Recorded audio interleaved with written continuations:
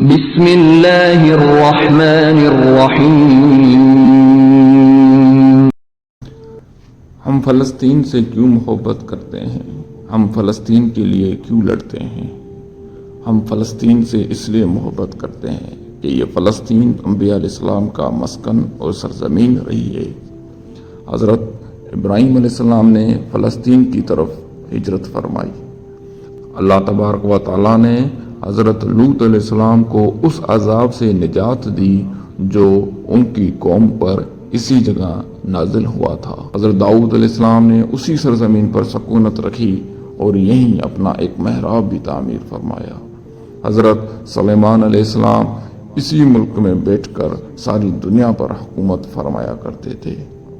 چیونٹیوں کا وہ مشہور قصہ جس میں ایک چیونٹی اپنے باقی ساتھیوں سے کہا تھا، اے چونٹیوں اپنے بلوں میں گھس جاؤ، یہیں اس ملک میں واقع اسکلان شہر کی ایک وادی میں پیش آیا تھا جس کا نام بعد میں وادی نمل چیونٹیوں کی وادی رکھ دیا گیا تھا۔ حضرت زکریا علیہ السلام کا محراب بھی اسی شہر میں ہے۔ حضرت موسیٰ علیہ السلام نے اسی ملک کے بارے میں اپنے ساتھیوں سے کہا تھا کہ اس مقدس شہر میں داخل ہو جاؤ۔ انہوں نے اس شہر کو مقدس، اس شہر کے شرک سے پاک ہونے اور انبیاء علیہ السلام کا مسکن ہونے کی وجہ سے کہا تھا۔ اس شہر میں کئی معجزات وقوع پذیر ہوئے جن میں ایک کنواری بی بی حضرت مریم کے بطن سے حضرت عیسیٰ علیہ السلام کی ولادت مبارک بھی ہے۔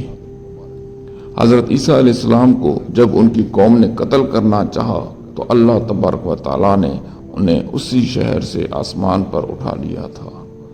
ولادت کے بعد جب عورت اپنی جسمانی کمزوری کی انتہا پر ہوتی ہے، ایسی حالت میں بی بی مریم کا کھجور کے تنے کو ہلا دینا بھی ایک معجزہ الہی ہے۔ قیامات کے علامات میں سے ایک حضرت عیسیٰ علیہ السلام کا زمین پر واپس تشریف اسی شہر کے مقام سفید مینار کے پاس ہوگا۔ اسی شہر کی مقام باب لد پر حضرت عیسیٰ علیہ السلام مسیح دجال کو قتل کریں گے۔ فلسطین ہی ارض محشر ہے۔ اسی شہر سے یاجوج و ماجوج کا زمین میں قتال اور فساد کا کام شروع ہوگا۔ اس شہر میں وقوع پذیر ہونے والے قصوں میں سے ایک قصہ طالوت اور جالوت کا بھی ہے۔ فلسطین کو نماز کی فرضیت کے بعد مسلمانوں کا قبلہ اول ہونے کا اعزاز بھی حاصل ہے۔ ہجرت کے بعد حضرت جبرائیل علیہ السلام دوران نماز ہی حکم ربی سے آقا علیہ السلام کو مسجد اقصی یعنی فلسطین سے بیت اللہ کعبہ شریف مکہ مکرمہ کی طرف رخ کرا گئے تھے۔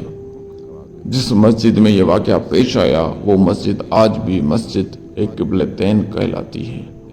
حضور اکرم صلی اللہ علیہ وآلہ وسلم معراج کی رات آسمان پر لے جانے سے پہلے مکہ مکرمہ سے یہاں بیت المقدس فلسطین لائے گئے۔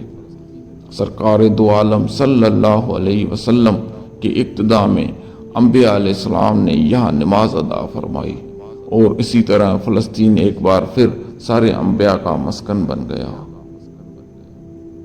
سیدنا ابو ذر کہتے ہیں کہ میں نے رسول اللہ صلی اللہ علیہ وسلم سے عرض کیا کہ زمین پر سب سے پہلی مسجد کون سی بنائی گئی؟ تو آپ صلی اللہ علیہ وآلہ وسلم نے فرمایا کہ مسجد الحرام یعنی خانہ کعبہ۔ میں نے عرض کیا کہ پھر کون سی مسجد بنائی گئی؟ تو آپ صلی اللہ علیہ وسلم نے فرمایا کہ مسجد الاقصی یعنی بیت المقدس۔ اسلام کے سنہری دور فاروقی میں دنیا بھر کے فتوحات کو چھوڑ کر محض فلسطین کی فتح کے لیے خود سیدنا عمر کا چل کر جانا اور یہاں پر جا کر نماز ادا کرنا اس شہر کی عظمت کو اجاگر کرتا ہے۔ دوسری بار مہینہ معراج کی رات بروز جمعہ 27 رجب 583 ہجری کو صلاح الدین ایوبی کے ہاتھوں سے اس شہر کا دوبارہ فتح ہونا بھی ایک نشانی ہے۔ بیت المقدس کو رومیوں سے بچانے کے لیے 5000 سے زیادہ صحابہ کرام نے شہادت دی اور یہ سلسلہ آج تک جاری اور ساری ہے۔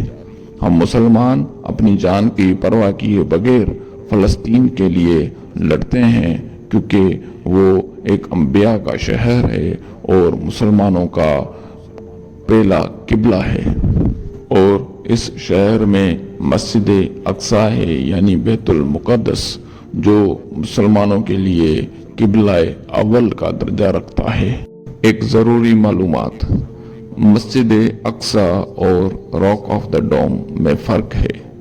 اس پکچر میں آپ کو دکھایا گیا ہے کہ مسجد اقصی کون سی ہے اور راک آف دا ڈوم کون سا ہے۔ شکریہ۔